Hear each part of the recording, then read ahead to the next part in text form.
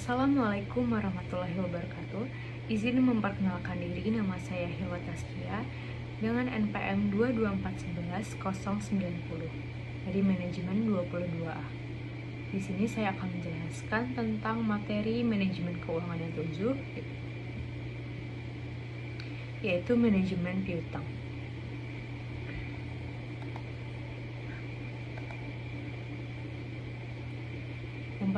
Yang pertama, di sini saya akan menjelaskan tentang pengertian dari manajemen piutang itu sendiri.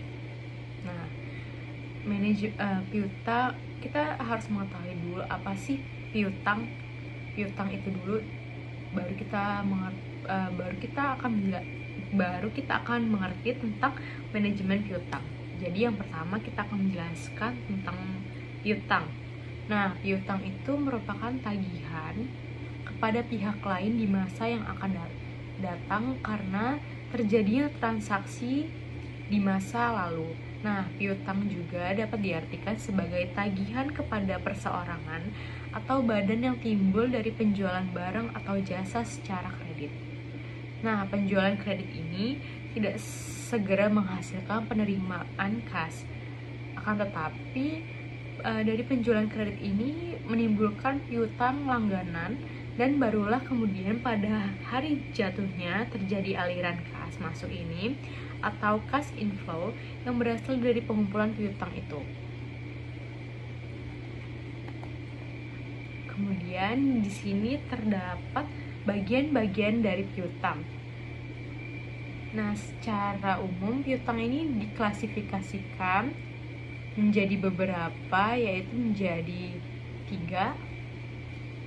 Yang pertama di sini ada piutang usaha.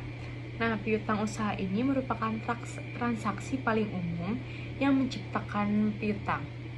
Adalah penjualan barang dagang atau jasa yang dilakukan secara kredit atau yang dibeli secara kredit. Nah, kemudian piutang ini dicatat dengan mendebitkan akun piutang usaha. Nah, piutang usaha semacam ini normalnya diperkirakan akan tertagih dalam periode waktu yang relatif pendek. Contohnya seperti 30 atau 60 hari. Kemudian yang kedua, itu ada bagian-bagian piutang, yaitu wesel tagih. Nah, wesel tagih ini apa sih?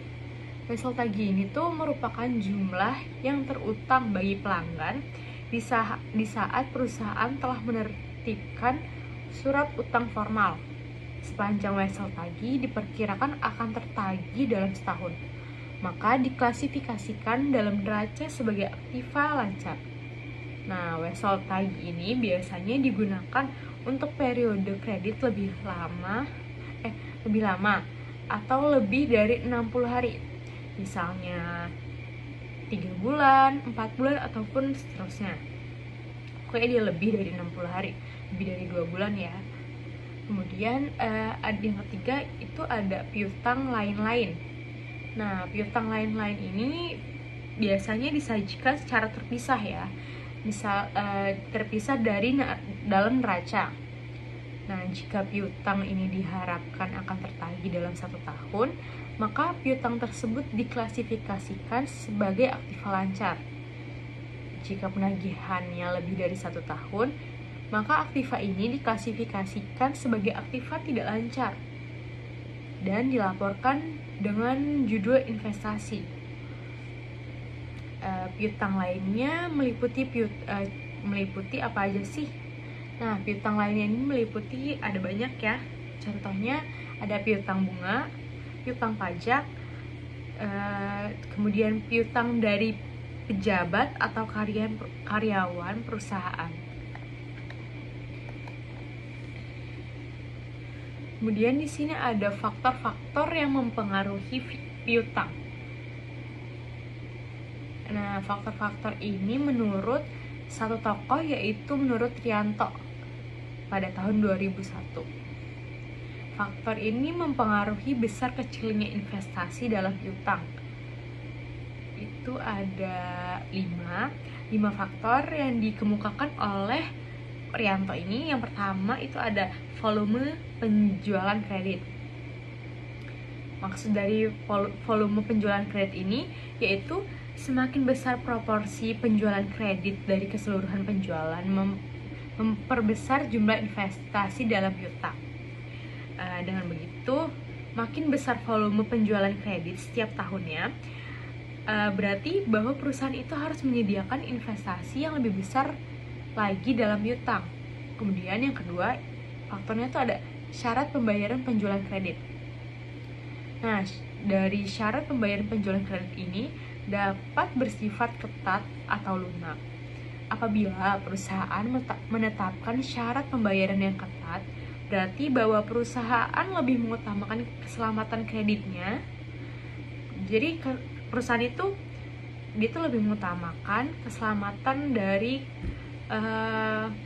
kepemilikan uang dia secara kredit daripada pertimbangan profitabilitas perusahaannya.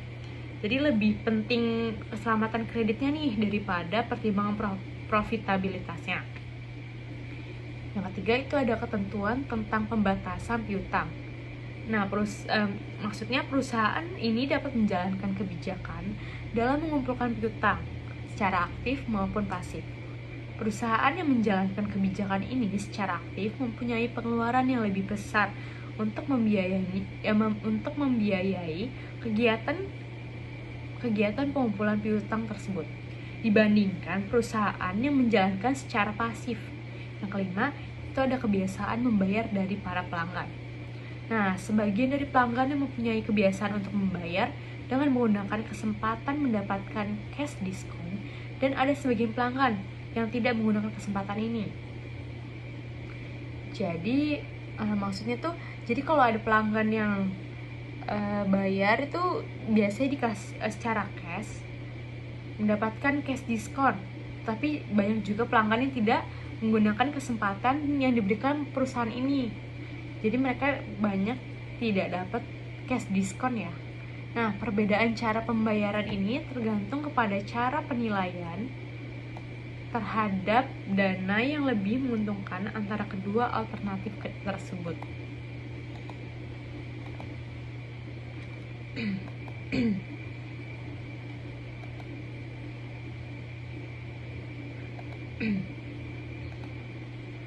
Kemudian di sini ada manfaat manajemen piutang.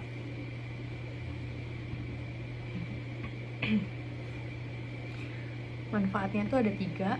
Yang pertama, untuk meningkatkan profit. Maksudnya melakukan manajemen piutang ini, dalam melakukan manajemen piutang ini yaitu dapat menambahkan laba perusahaan. Nah, perusahaan ini dapat menerima serta menagih piutang dengan pengelolaan dan pengorganisasian yang baik. Piutang yang tertagih nantinya akan terkonveksi sebagai kas yang tentunya akan meningkatkan keuntungan suatu bisnis atau usaha dalam perusahaan ya. Yang kedua yaitu untuk mengurangi resiko kecurangan. Salah satu sumber resiko kecurangan berasal dari tidak dilunasinya semua tagihan piutang. Nah, penyebabnya bisa dari kurang selektif pihak perusahaan dalam memilih pelanggan. Yang mana dalam hal ini pelanggan ternyata tidak mampu membayar tagihan. Tapi dengan adanya manajemen piutang yang baik ini, maka kita tuh bisa loh menekanin resiko kecurangan yang ada di dalam penjualan perusahaan kita. Jadi manajemen piutang ini perlu diasah atau dikembangkan dalam perusahaan kita agar tidak terjadi kecurangan dalam penjualan yang ada di perusahaan kita ini. Jadi dia tuh sangat membantu kita, membantu dalam perusahaan kita agar tidak dapat kecurangan. Kemudian manajemen piutang manfaat yang ketiga yaitu untuk membantu menghadapi persaingan bisnis. Nah, pengelolaan piutang ini masih berhubungan dengan poin yang di atas, di mana penjualan yang dilakukan secara kredit ini merupakan salah satu bagi perusahaan untuk bisa meningkatkan laba. Jadi manajemen piutang ini bisa ngebantu perusahaan kita loh untuk bisa meningkatin pendapatan kita atau keuntungan kita ya, untuk meningkatkan laba kita. Jadi adanya manajemen piutang ini perlu dikembangkan lagi dari perusahaan kita karena itu berdampak baik bagi perusahaan kita. Kemudian ada penilaian resiko kredit dan penyaringan para pelanggan.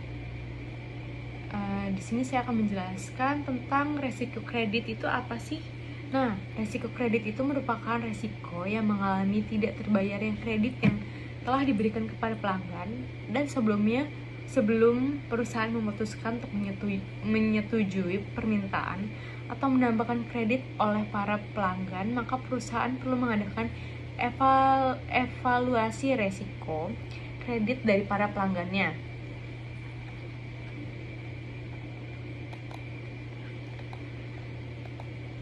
Baik, itu saja yang dapat saya sampaikan dari materi ini, dari materi manajemen piutang ini. Saya akhiri. Wassalamualaikum warahmatullahi wabarakatuh.